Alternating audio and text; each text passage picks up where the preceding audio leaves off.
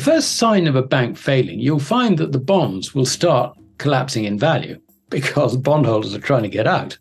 Large depositors will just transfer the deposits elsewhere. In other words, they will create the very conditions that lead to the collapse of the bank. The role of central banks in this basically is they have to ensure the integrity of the complete commercial banking system. If anyone fails, then the central bank has a huge, great problem on its hands. We saw this particularly with the Lehman crisis. For whatever reason, the Fed decided that they needed to make an example of a bank when all these banks were falling over, and they picked on Lehman. And the consequences of that were really pretty terrible. I think it was a big mistake on the Fed's part. In this country, the Bank of England even rescued small banks. It made sure that no bank went under. And it is a primary function of a central bank to ensure that a commercial bank doesn't go under and that depositors are protected.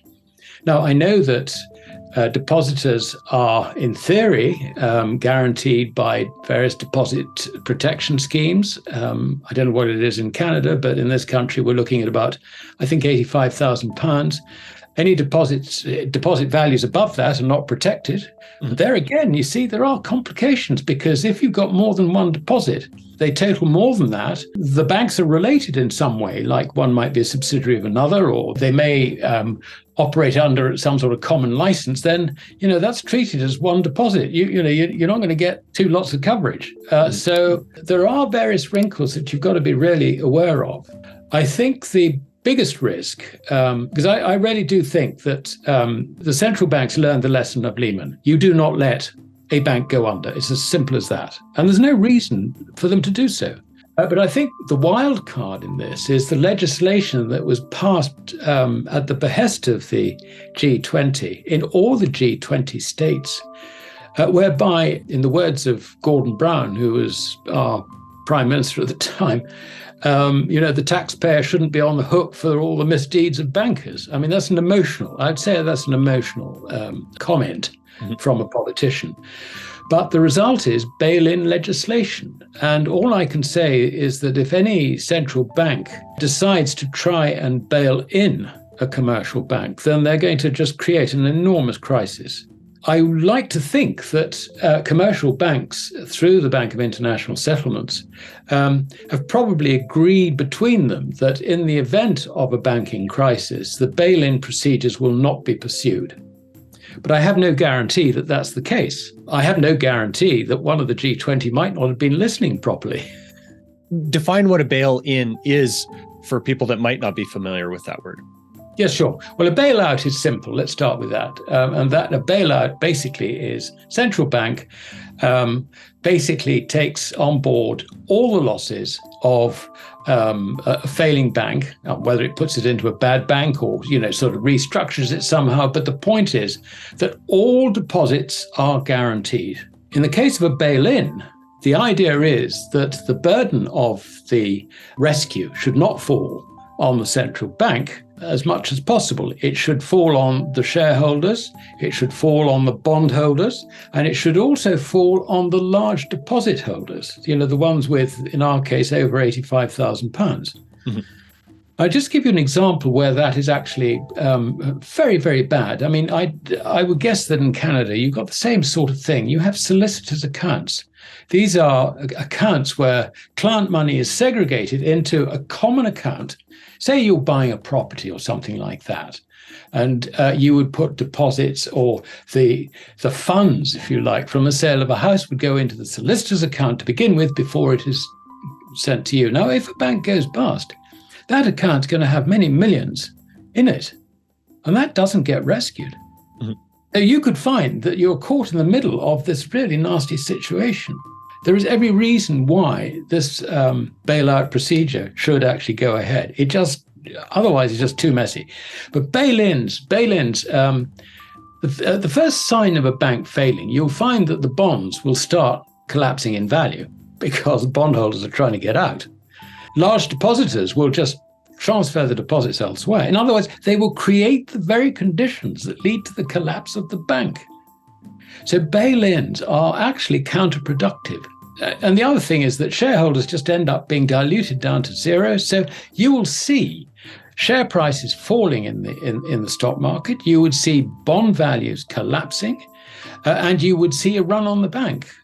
And it's interesting, if you look at the recent history of Credit Suisse, most of these things have been evident there. I mean, Credit Suisse hasn't officially been bailed out, but I think unofficially there has been a lot of work going on in the background to ensure that that bank didn't fail, including persuading some very large shareholders from the Middle East, for example, to support the bank.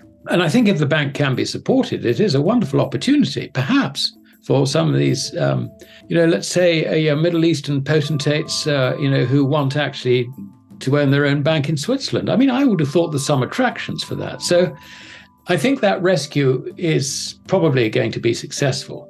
Mm-hmm. Now, having said that, the shares are valued at a very deep discount to the balance sheet book value. I calculated at the worst, it was something like 20% of book value. I mean, that's an 80% discount. You only get that if the market's in effect saying this bank's bust. Mm-hmm. There are various other banks in Europe on a similar rating, not quite as bad as that, but similar rating. So we're looking at a system where these risks are judged by the market to be actually quite real. Of course, in a bailout, you find that the shareholders actually do lose. I mean, it's as simple as that. They get just diluted right down. They lose in either case. It's really the treatment of the bondholders and the large depositors, which is the difference between a bailout and a bail-in. But Tom, there's something else I would add to this, and that is that thanks to all the quantitative easing, the central banks, all the major central banks have accumulated very large quantities of bonds on their books. In the case of the Bank of Japan, they've also got real estate investment trusts. They've got ETFs representing equities. I mean, but they've been doing it since the year 2000. I mean, this is very substantial. The result is that the fall in markets, the result of rising interest rates, has really wiped out all the central banks' equity.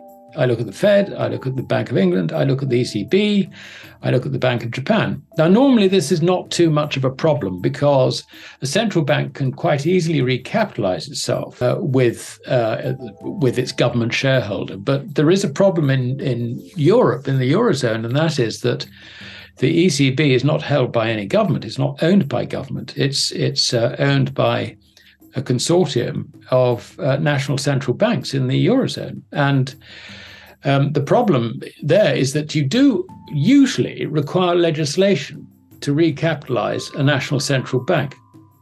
And I can just imagine the conversation in the Bundestag as some pesky politician actually says, now, hold on a minute.